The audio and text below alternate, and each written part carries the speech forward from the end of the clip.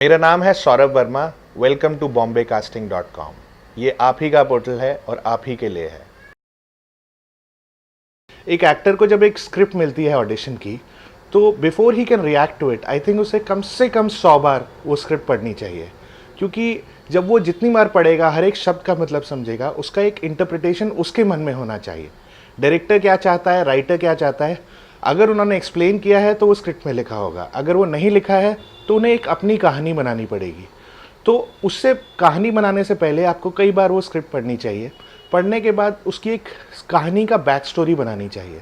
तो अगर वो कैरेक्टर है जो कहीं से भाग के आया है, तो वो कहाँ से भाग के आया है, क्या वो डॉक्टर है, क्या वो लॉयर है।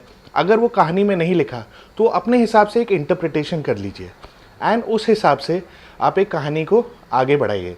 जैसे मैं एक एग्जांपल देता हूँ, मेरी एक ऑडिशन में एक कैरेक्टर है डॉक्टर जो पेशेंट से बात कर रहा है। तो एक एक्टर आया जिसने अपने हाथ से रुमाल निकाला और रुमाल से हाथ बांधते हुए उसने पूरा डायलॉग बोला। सिर्फ वो एक स्मॉल जेस्चर था जिसकी वजह से वो सेलेक्ट हुआ, क्योंकि उसने वो एफर्ट दिया कि एक रुमाल को लिया, उसकी एक बैक स्टोरी बनाई कि वो ऑपरेशन करके आया है एंड एक परफॉर्मेंस दी। तो सबसे पहले इंपॉर्टेंट होता है कि उस किरदार को समझना और अपने नज़रिए से समझना। आपको डायरेक्टर की तो सुननी है, पर एक अपना भी एक अकल बिठानी बहुत ज़्यादा ज़रूरी होता है। उसके बाद जो दूसरी चीज़ एक डायरेक्टर देखता है, वो ये देखता है कि एनर्जी क्या है, किस तरह की एनर्जी एक एक्टर लेके आ रहा है, कितना कॉन्फिडेंट है वो। कई बार एक्टर्स बहुत बड़ी गलती करते हैं एक कैरेक्टर को ओवरथिंक करके। ज़्यादा सोचिए मत, ज़्यादा उसके बारे में उसका ऑपरेशन ना करिए, क्योंकि अल्टीमेटली ये फिल्म है, कोई नासा का रॉकेट साइंस प्रोजेक्ट नहीं है। तो उस हिसाब से हमें एक प्लान करना चाहिए। हर डायरेक्टर का एक अपना नज़रिया होता है, हर एक कास्टिंग एजेंट का एक अपना नज़रिया होता है। पर एक स्क्रिप्ट जब आपको मिलती है तो आप उसको अपने नज़रिए से ज़रूर देखिए। एक नज़रिया है जो एक कास्टिंग एजेंट या डायरेक्टर का है, आप वो वेरिएशन दीजिए एंड फिर उनसे रिक्वेस्ट कीजिए कि क्या मैं एक अपना वेरिएशन भी दे सकता हूँ। 99% ऑफ द टाइम अगर आप वो एफर्ट लेते हैं, अगर आप उसको एक वेरिएशन देते हैं या 3 वेरिएशन देते हैं, 2 से ज़्यादा वेरिएशन देते हैं, तो ये अप्रिशिएट ही किया जाता है, क्योंकि एक आदमी सोच के आया है। प्रॉब्लम होती है तब जब एक एक्टर रिजिडिटी के साथ एक ही तरीका वेरिएशन देता है और उसको कुछ और करने को बोलते हैं तो वो नहीं कर पाता है, क्योंकि उसने उसके बारे में सोचा ही नहीं होता है। तो जितना सोचेंगे किरदार के बारे में, उतना आप इवॉल्व होंगे। खुदा ना खास्ता अगर आपका ऑडिशन नहीं भी सक्सेसफुल हुआ, वो आपको हेल्प करेगा एज एन एक्टर ग्रो करने में। तो auditions are not only to get selected. ऐसा नहीं है कि हर ऑडिशन में आप सेलेक्ट होंगे, पर एक हर ऑडिशन के बाद आप एक लेवल अप एक एक्टर बनेंगे। सो इसलिए ऑडिशंस आप अपने लिए भी कर रहे हैं, ना कि सिर्फ उस डायरेक्टर के लिए। आई थिंक एक एक्टर को बेसिक ग्रूमिंग बहुत ज़्यादा ज़रूरी है।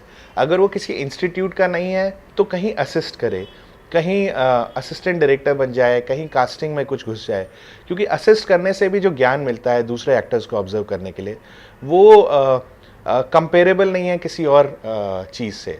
तो दूसरा, जो हमारी उम्र में ये चीज़ नहीं थी जो अब अवेलेबल है, आपके पास एक बहुत बड़े गुरु हैं, उन गुरु का नाम है यूट्यूब। आप यूट्यूब पे जाएं, एक्टर्स को देखें, उनके नज़रिए को सुने। पर उसके बाद मुझे ऐसा लगता है एक्टर जो है वो रियल एक्टर तभी बनता है जब उसकी ऑन ग्राउंड ट्रेनिंग होती है, जब वो वाकई सेट पे जाता है और दूसरे एक्टर्स को परफॉर्म करते देखता है। तो असिस्ट करना एक बहुत फ़ायदा करता है हर एक्टर को। मुझे ऐसा लगता है कि आजकल की जनरेशन में कभी कभी एक्टर्स बहुत ज़्यादा मेहनत नहीं करते या कुछ ज़्यादा ही सोचते हैं एक किरदार के बारे में। तो बिना सोचने से पहले थोड़ा एक्सपीरियंस गेन करें तो आपकी सोच और कंस्ट्रक्टिव हो जाएगी। एक बात बोलनी पड़ेगी कि आने वाला टैलेंट बहुत ज़्यादा अच्छा है, बिकॉज़ जो नई जनरेशन के एक्टर्स हैं वो एक्सेप्शनल काम कर रहे हैं। उनको ना सिर्फ परफॉर्मेंस करना आता है, उनको हर तरह के आर्ट में वो दक्ष हैं। जैसे वरुण धवन है, पहली फिल्म से ही उसकी एनर्जी बिल्कुल अलग थी, या अनुष्का शर्मा है, या आलिया भट्ट है, जो कॉन्फिडेंस है वो बिल्कुल अलग है। यू मे फील कि नहीं यार इनके पास एक सपोर्ट सिस्टम था या कुछ था, बट ऐसा नहीं होता। एनर्जी एक बहुत इंपॉर्टेंट चीज़ है। कोई भी रोल छोटा या बड़ा नहीं होता। कई बार एक छोटे रोल में भी अगर एनर्जी राइट होगी तो बहुत वर्क करती है। तो एक्टर्स तो आज की डेट में सारे ही अच्छे हैं।